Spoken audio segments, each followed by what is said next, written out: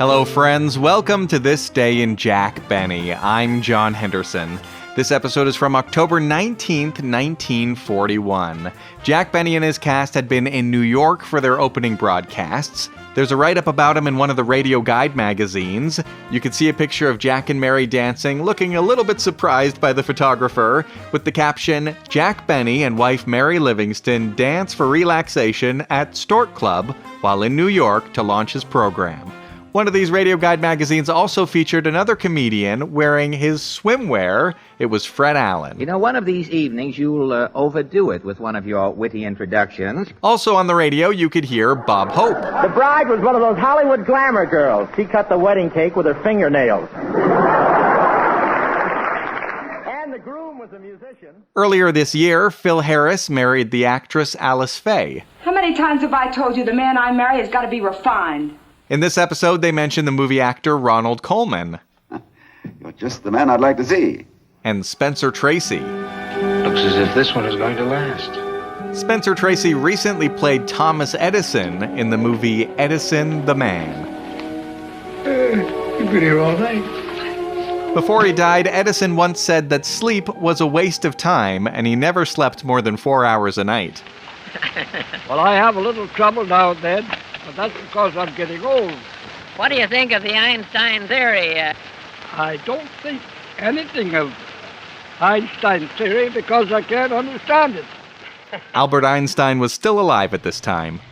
At this stage, it is already possible to report somewhat complex series of impressions. Harry Lauder was a Scottish singer.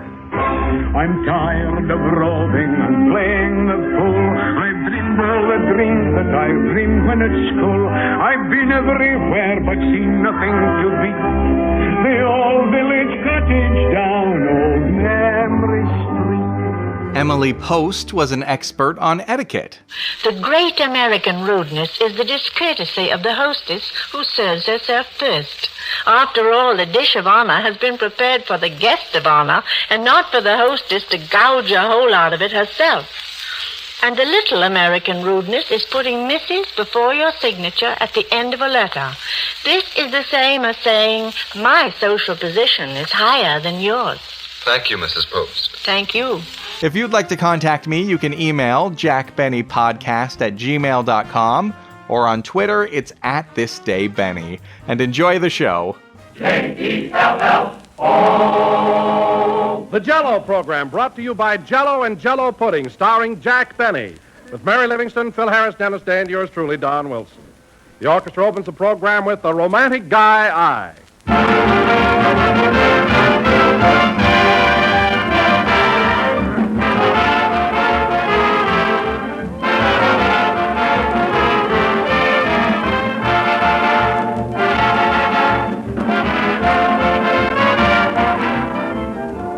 Folks have been showering compliments on Jell-O for years, but today the shower has become a downpour.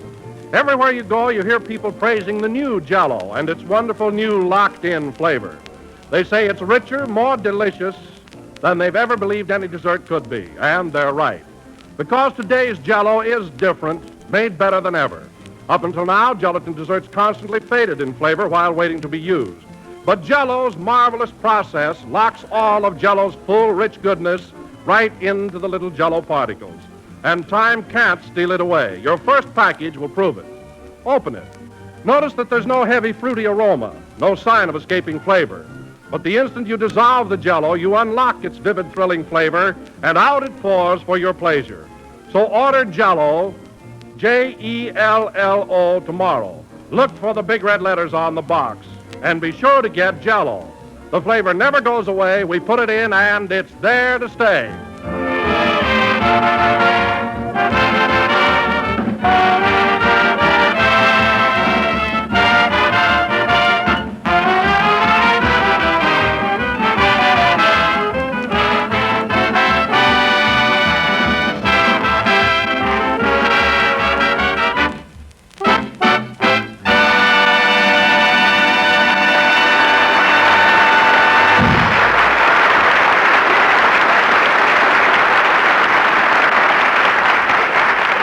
That was A Romantic Guy I, played by the orchestra.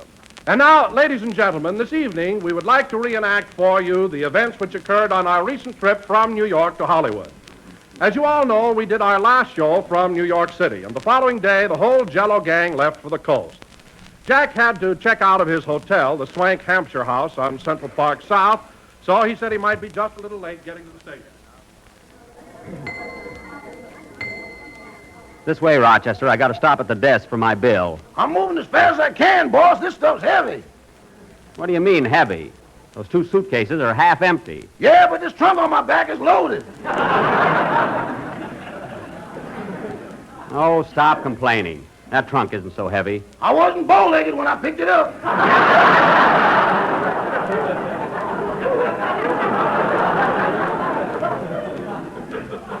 All right, set it down while I see what I owe here. Okay. Easy now. Let's see, I've been at this hotel 3 weeks. Gee, it's such a ritzy place. I'll bet my bill is terrific. Well, might as well ask for it. Just grit your teeth, boss. I can take it. Oh, yes, Mr. Benny? I'm checking out of 22D, and I'd like to have my statement, please. Oh, yes. Why, Mr. Benny, you didn't shave this morning. I didn't have to shave. I don't live here anymore. Now, please give me my bill. In just a moment, please. I'll get it from the cashier. Thanks. Oh, hello, Mary. Hello, Jack. I thought you were going to meet me out in front. I'm waiting to pay my bill. Oh, I better get you a slug of brandy. Come back here. I don't need any brandy. Good morning, Miss Livingston. Morning, Rochester. Gee whiz, Jack, if you still got that old trunk, why don't you buy a new one? Mary, I keep that trunk for sentimental reasons. My father gave it to me on my 16th birthday. Well, at that, it held together better than you did. No, I don't know about that, sister. Well, what do you say, clerk? Is my bill ready? Here it is, Mr. Benny, and please don't cause a scene.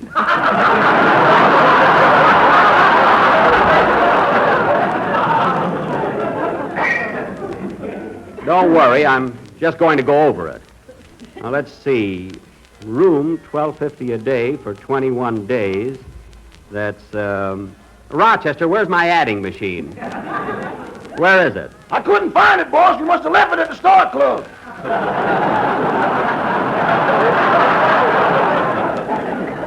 Oh, yes.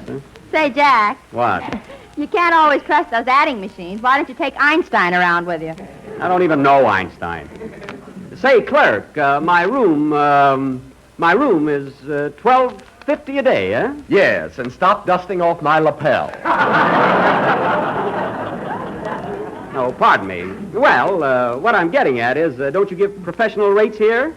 After all, I'm an actor, you know, like Ronald Colman or Spencer Tracy. Or Harry Lauder. Mary. I'm sorry, Mr. Benny, but $12.50 is minimum on that room. All right, all right. Let's see. Restaurant, $34.50. Laundry, 28 cents.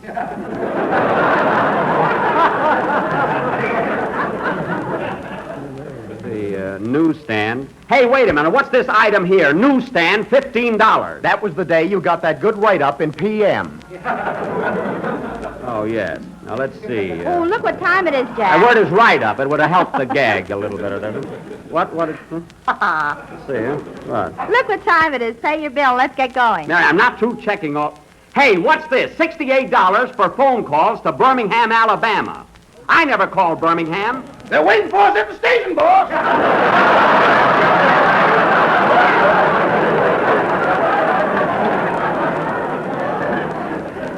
Why, I don't even know anybody in Birmingham. Toot toot, we don't want to miss that train.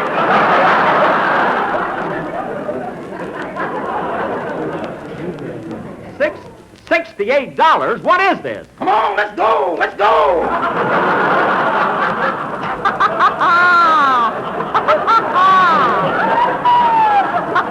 Rochester, wait till I find out about these phone charges. Now, don't worry, Mr. Benny. We'll investigate them, and if we're in error, there'll be a refund. There better be. And I'll tell you something else. The prices here are something awful. Aren't they, Mary? Yeah. Are you going to let him get away with that 28 cents for laundry? Well, that was a dress shirt. Rochester can't do pleats. All right, clerk, here's your money. Thank you. I got it, Mr. Hathaway.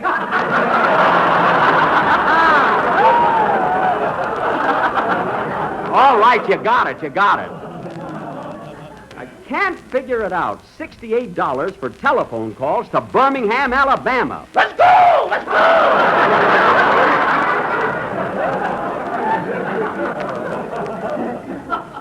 Yeah, we better get started. Come on, Mary, let's grab a cab. I'm not going to get in a cab with you. You always want a neck. Not in the morning. Come on, let's get out of here. Well, goodbye, clerk. Goodbye, jerk. Fine, I've been in this hotel 3 weeks. You can't even pronounce my name right.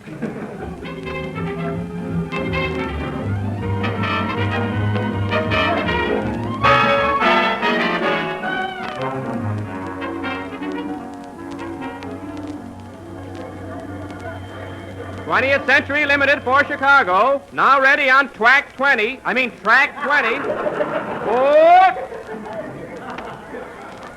My goodness, I hope Jack doesn't miss the train. He's got all the tickets. Want some of my potato chips, Mrs. Wilson? No, thanks. Well, personally, Don, I think Mr. Benny has done a very bad job of managing this trip. Now, Peggy. The idea of putting you and me in one berth, that's sabotage. Want some of my potato chips, Mr. Wilson? No, thanks.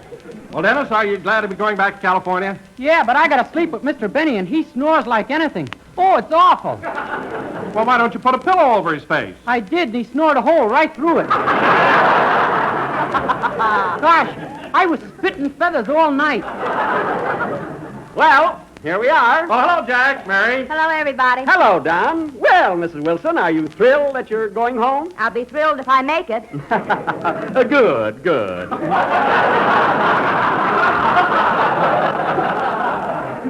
By the way, Mrs. Wilson, you notice I got you and Don a lower berth on the trip back. Hooray. I thought you'd be more comfortable that way. You see, a lower is wider than an upper. Well, Don is wider than a lower. What are you going to do about that?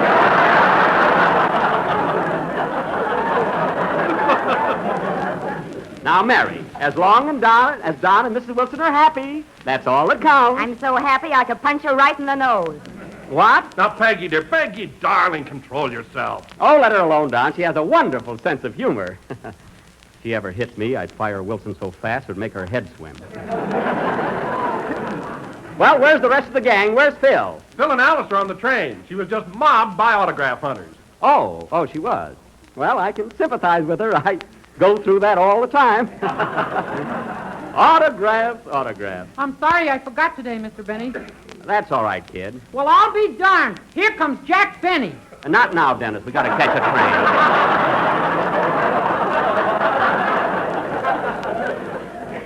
But be on your toes when we get to Kansas City. Show Miss Fay something about autographs. Last call, 20th Century Limited for Chicago. Now ready on track 20. Track 20. Oh, nuts, I'm going home. Well, let's get on the train. Hey, wait a minute. Where's Miss Whipple? Oh, come on, let's go without her. We can't go without her. She's sharing your berth. She paid in advance and she's coming along. Oh, Miss Whipple! Miss Whipple! Come on, Jack, we'll be late. Yeah. Miss Whipple! Here I am, Mr. Benny. Well! Jeepers, she's wider than Wilson. Mary, it's only for 3 days. Come on, everybody, on the train. Now, Mary, don't blame me for this. In the picture she sent me, she looked very thin.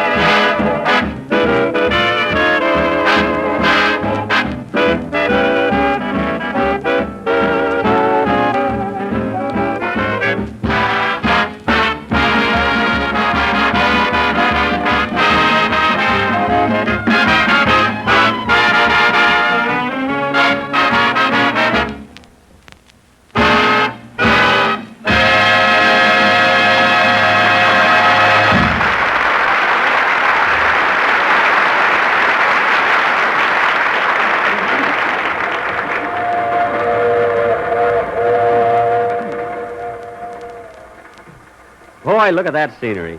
Just think, Mary. Here we are only 2 days out of New York, and we're in New Mexico. Want an orange, Mary? What, again? No, thanks. Gee, look at those mountains. You know, Mary, that's where I'd like to live. Right in those mountains. Close to nature. Yeah. Away from all the hustle and bustle of the city. That's the life for me, Mary. Yeah. The simple life. Gee, well, I'd live on beans. Beans and deer meat. Probably shoot the deer myself. And then someday, Mary, I'd be hiking through those mountains and I'd discover a gold mine. I knew you weren't living on those beans for nothing. No, there's no use talking to you. Look at the scenery, Dennis. Isn't it gorgeous? Oh, it's beautiful. Dennis, will you please stop yawning? Well, the way you snore, Mr. Benny, I haven't slept for 2 nights. Well, Dennis, what if I do snore? Sleep isn't so important. Thomas Edison never slept more than 5 hours a night. Yeah, but he was inventing something. I just got to lay there and listen.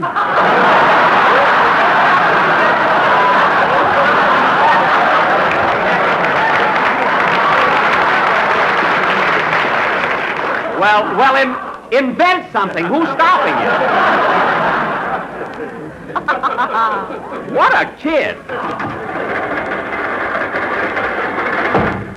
Oh, hello, Phil. Hiya, Jackson. Ain't this scenery beautiful? Look at them mountains. Yeah, we were just talking about them. You know, that's where I'd like to live, Jackson. Close to nature. Why, I'd live on them beans and that deer meat and then go hiking all the time. When you get to that gold mine, you're going to have a little trouble with Jack. Mary, we can dream, can't we? Say, Phil, where's Alice? She's in a dining car, autographing pictures. I tell you, Jackson, that gal is more popular than I am. Well, that's sweet of you to admit it. Signing pictures, eh? You know, Mary, on my last trip to the coast, I handed out over 350 autographed pictures. Yeah, but you had to give away dishes with them. All right, a little cup and saucer. What does it amount to?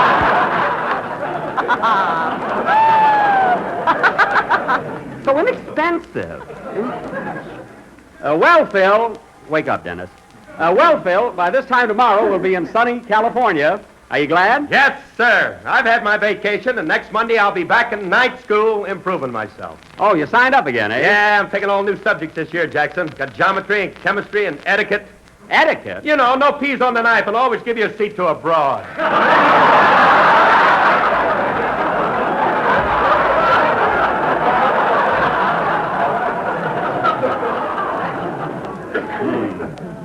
I'd give $1,000 if Emily Post was here. Or were here. Which is correct, Mary? Was or were? Oh, go shoot a deer.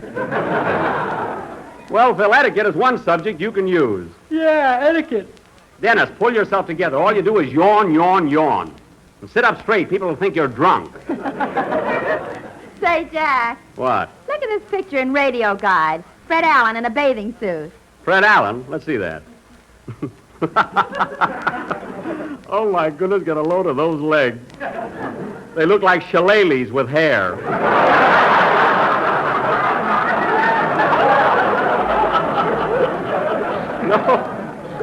No kidding. Well, at that, Jackson, he don't look no worse than you do. What are you talking about? Look at me when I straighten up. Look, I got a very good figure. Well, you should have. You're still wearing that corset from Charlie's aunt. Well, Zanuck said I could keep it. Anyway, I don't even need it. You know, Jackson, I'm getting hungry. Me too. Dennis, peel me an orange. I can't. I'm too weak. All right, I'll do it myself. You want a nice, sweet, juicy California orange, Mary? Don't build them up. I want meat. Okay, let's go up the diner. Say, Phil, have you seen Don? Yeah, he's up in the other car ahead with Peggy. All right, come on, Mary. See you later, fellas. You know, Mary, I could kick myself for not bringing any pictures with me. Maybe I can... Whoops. Oh, hello, little boy. Hello. Say, mister, are you Jack Benny? Yep, that's me. Gee whiz. You know, Mr. Benny, I listen to your program all the time. Well, isn't he a cute little rascal, Larry? Yeah. Well, Sonny, what did you think of our first 2 broadcasts? Don't worry, you'll get rolling.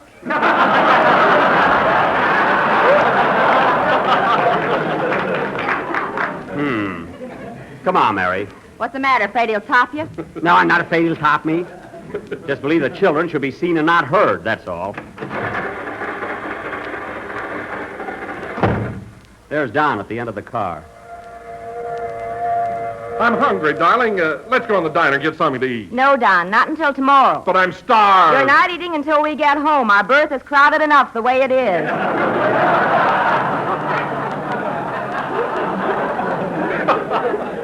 Well, there you are. Oh, Jack. Jack, I've been working on my commercial for Sunday's show. Now, how does this strike you? Ladies and gentlemen. That's fine, Don. And don't forget to mention the new locked-in flavor. By the way, Don, have you seen Rochester? He's up in the next car talking to the porter. They're in drawing room D, I believe. Here with Don and Peg. Okay, see you later. Bum bing bum bum ba bing ba bum dum ding dum dum da ding da dum. What did that kid mean? I'll get rolling. Talking to the porter, eh? I warned Rochester about shooting dice. Let's see. Here's drawing room A. Here's B. C. I tell you, Sylvester, I had the most wonderful time in New York I ever had in my life. Is there much excitement in Harlem right now? Brother, there's been excitement in Harlem ever since the Dutch moved out. No wonder he couldn't do any work. I used to stay in those nightclubs so late I'd get sunburned going home. Say, that must have cost you a lot of that green stuff, Rochester. Where'd you get it all?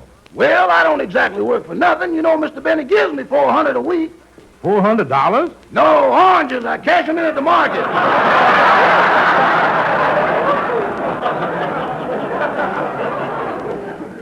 He does all right. I grow the juiciest ones in Beverly Hills. You know, Sylvester, there's a gal singing in a little nightclub up there. That's the most gorgeous thing you ever laid your don't-deserve-it eyes on. No fooling. And she kind of goes for me, too. Describe her, son. Well, her teeth I don't have to tell you about. Mm-hmm. But did you ever see a cup of coffee with just the right amount of cream in it? Mm-hmm. Well, hang a low-cut evening gown on it, and there she is.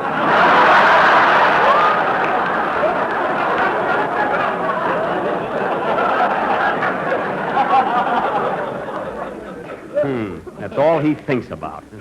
Say, Rochester, what about that gal you used to go with? What's her name again? Oh, you mean Susan Brown? Yeah. Where is she now? Oh, I get in touch with her once in a while. She's living down in Birmingham, Alabama. Oh-ho! Rochester! Hello, boy. Don't hello me. Now, Rochester, you were standing right there in the hotel when the clerk told me about that $68 telephone charge. Oh, but boss. Now, you owe me that money, Rochester. It's coming out of your next month's oranges. I mean, salary. And the next time you pull anything like that when we're on the road, you'll stay home. See you later. Of course, I should have suspected something like that. Birmingham, Alabama.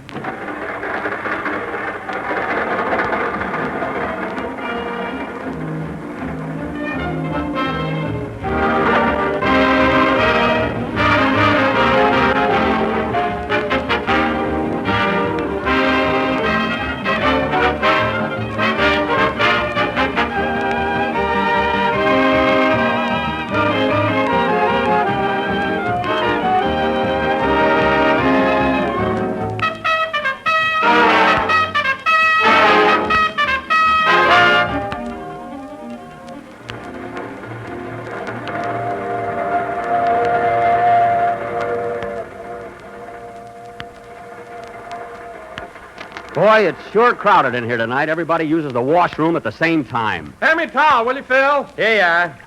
Where's my toothbrush? Say, look at the lights outside. We must be passing through a town. Yeah, I wonder where we are. Hey, Dennis, look at that sign on the station. What town is this? Waiting room.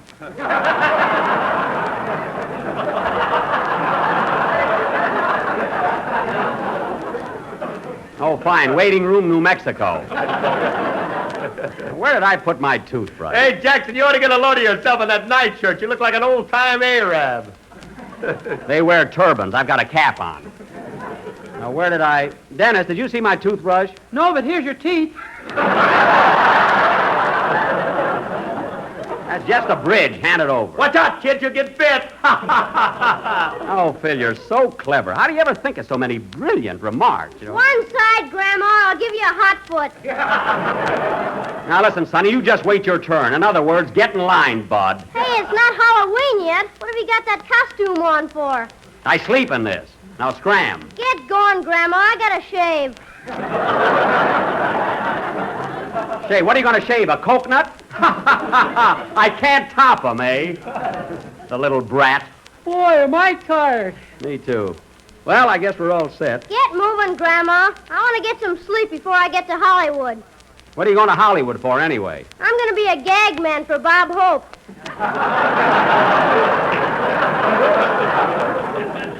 Oh, he's getting him young now, isn't he? Hand me my robe, Don. It's that green one with 7-Up on the back.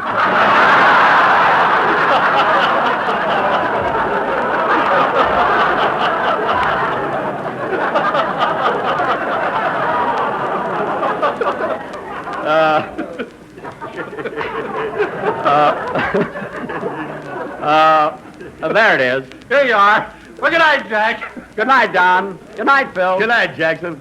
Oh, by the way, Sonny, Yes, sir? before you sign with Hope, I'd like to have a little talk with you. We'll have breakfast together. Come on, Dennis. Let's go to bed. Okay. Say, Dennis, did you buy a Navajo blanket when we stopped in Albuquerque? I haven't slept in 2 nights, and he wants me to buy a blanket. Oh, that's right. You know, Dennis, that little kid has something on the ball. That grandma gag he pulled on me was pretty good. Yeah. I hope he hasn't got an agent. They always cause trouble. See, I think Mary and Miss Whipple are here in lower 5. Good night, Mary. Good night, Jack. Good night, Miss Whipple. Good night, Mr. Benny. Sleep tight. How else can we sleep?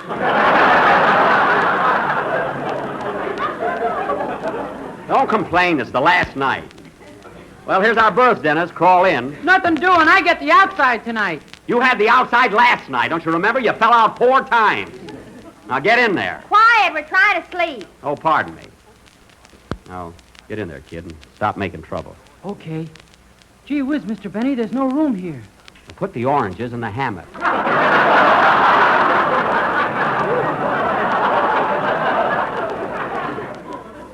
And if you eat any while I'm sleeping, watch the Jews. Now, get in there.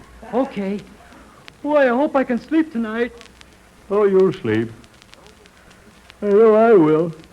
I'm tired. Are you comfy, Dennis? Yeah, I'm all right. Gee, it'll be good to get home. You know, that little kid might not be a bad gag man at that. Hope he shows up for breakfast. Boy, it feels good to stretch out here. Darn it. Pardon me, Mr. Benny. There you go, crawling over me again!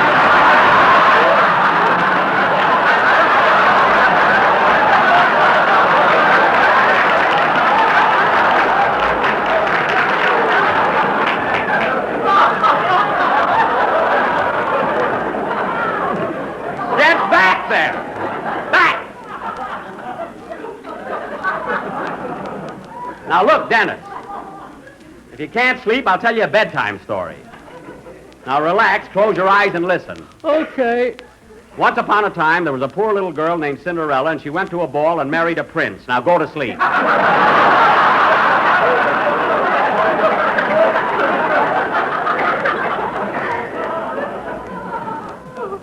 Oh, boy, I'm exhausted. Say, I wonder if that kid wants a lot of dough. Of course, they're crazy about oranges at that age. Imagine Rochester calling up Birmingham, Alabama. You'd think that $68.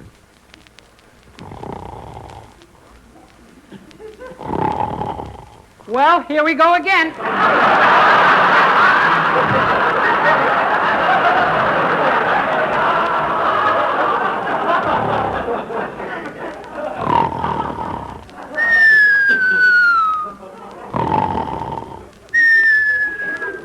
Oh, boy, whistles tonight.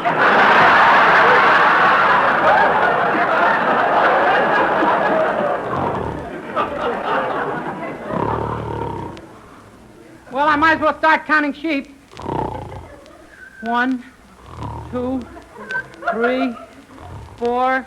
Oh, that's a police dog.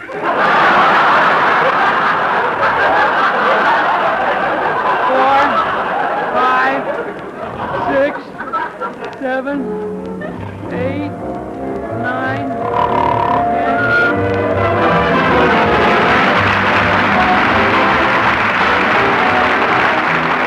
Here's a dessert, friends, that's really something extra special. It's one of Jack's own favorites, a luscious combination of canned halve, peaches, and orange Jell-O. Just dissolve the orange Jell-O in hot water as you usually do, and then fill 6 wide sherbet glasses about 1/3 full and chill. And when the Jell-O is firm, place a marshmallow in the center of each glass and cover with the peach half, rounded side up. Pour the remaining Jell-O over the peaches and chill until firm. And there's a perfect dessert, a delight to the eye and a thrill to the taste. Tomorrow, get a can of peach halves and a package of orange Jell-O and make up this delicious treat. Golden glistening peach halves embedded in rich orange Jell-O. Remember, Jell-O makes grand desserts like this even grander, because only Jell-O's new locked-in process gives you all the flavor, always. We're a little late, so good night, folks.